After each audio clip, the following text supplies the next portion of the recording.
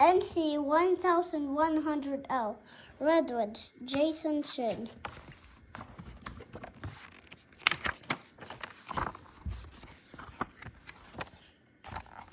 The coast redwoods are among the oldest trees in the world. Their ancestors lived about 165 million years ago during the Jurassic period. One tree can live for more than 2,000 years, which means there are trees alive today that first sprouted during the Redwood Roman Empire.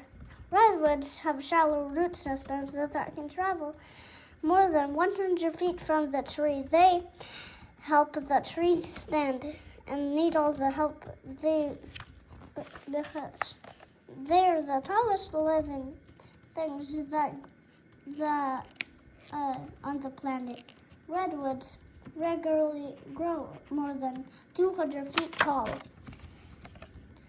A redwood trunk can be 29 feet in diameter at its base. That's so wide that a tunnel can be cut. It is big enough for a car to drive through. Amazingly, such a tall tree starts from the size of a tornado seed, 1 inch cone that houses the seed. All right, the tree will sprout with enough light and water. A redwood sapling can grow fast up to 2 feet per year.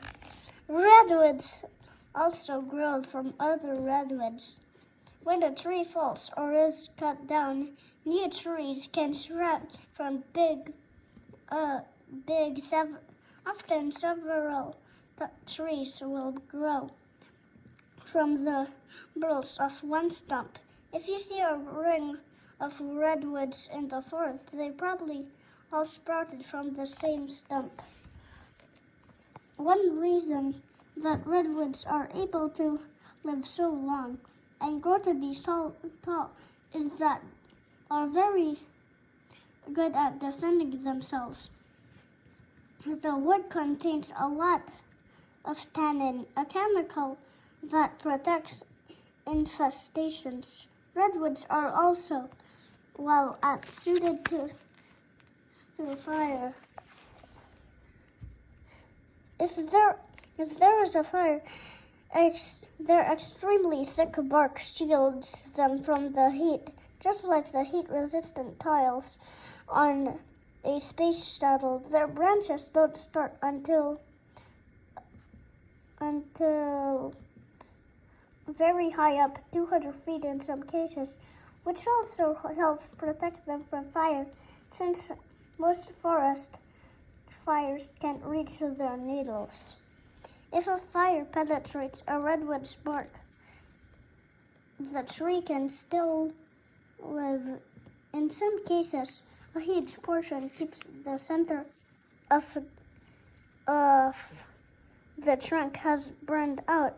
The tree keeps on growing. In many ways, fires actually help redwoods by clearing out other plants that would otherwise compete for resources like water and soil.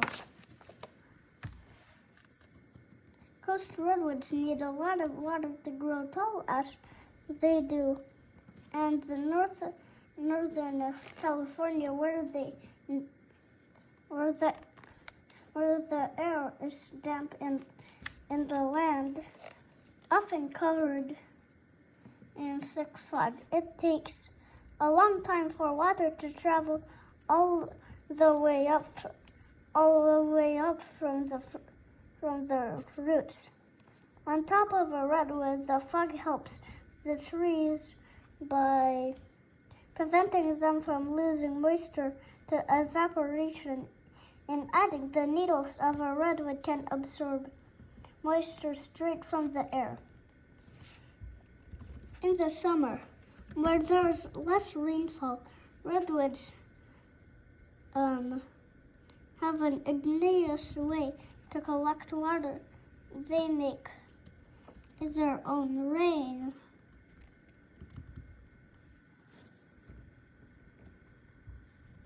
They make redwoods needles to be soaked up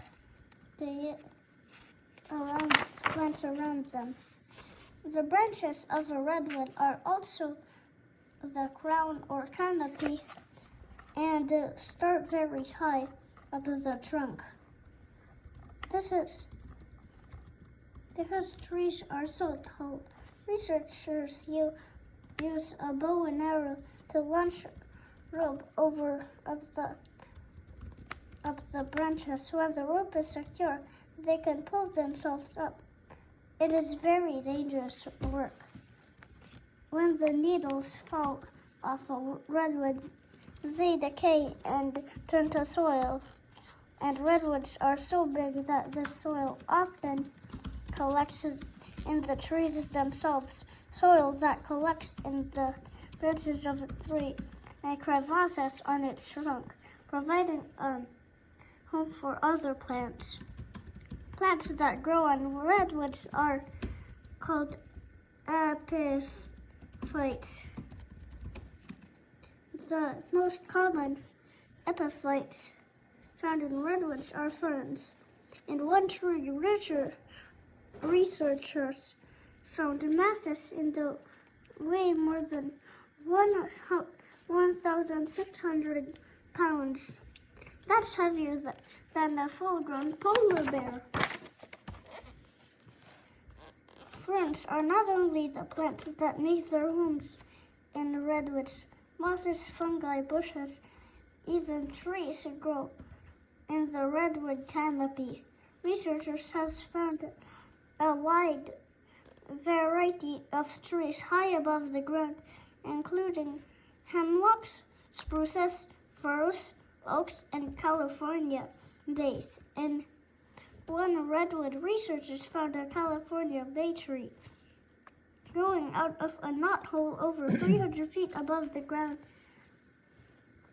In addition to plant life, scientists have found many animals living in the redwood canopy, including flying squirrels, beetles, banana slugs. Some animals, like retrievals, live their whole lives in the treetops and never see the ground. Many birds live on the tops of redwoods, including bald eagles, ospreys, and woodpeckers. The marbled murrelet and the northern spotted owl live almost exclusively in the oldest redwood trees and both endangered species. When a redwood is injured, the tree will often sprout new trunks that look like a miniature version of the tree itself. If a branch is damaged, a new trunk will grow straight up from the top of the damaged branch. Sometimes more than one new trunk will sprout. Researchers found one tree with 200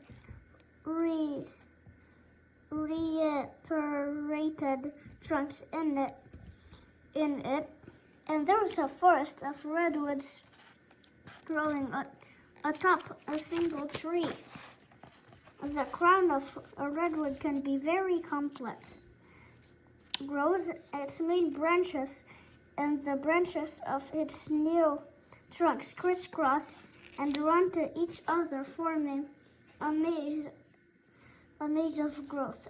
The crown can become so dense that from its interior you can't see the ground or the sky. Researchers have gotten even lost while exploring the crown. The largest redwoods are in a class of their own called titans. For a long time, the record holder for the tallest tree was the stratosphere giant, measuring a whopping 370 feet. But that record was broken in the summer of 2006 when the researchers discovered Hyperion, a giant coast redwood giant rising 379.1 feet from the ground, and it's still growing. That's 6 stories taller than the Statue of Liberty. It's taller than a 30-story skyscraper. It's so tall that if it were introduced a city skyline, it would fit right in. Redwoods endangered. The coast redwood sequoia sempervirens used to be found all over North America. After the last ice age, the climate of North America changed, and now the habitat conducive to redwood forests shrank. Now they are found only a small strip of coastline stretching from central California to southern Oregon. In the last 200 years, this forest has even shrunk even more because of human activity. Redwood lumber is very valuable because of its height, tannin content, and resistant to harmful bugs such as termites. Since large-scale logging began around 1850, more than 95% of the original redwood forests have been destroyed. When the redwoods go, much of their environment goes too. Many plants depend on them for water in the summer, and many animals live nowhere else but in their canopy old-growth forests. Those forests have been around for thousands of years and home to the tallest trees in the world.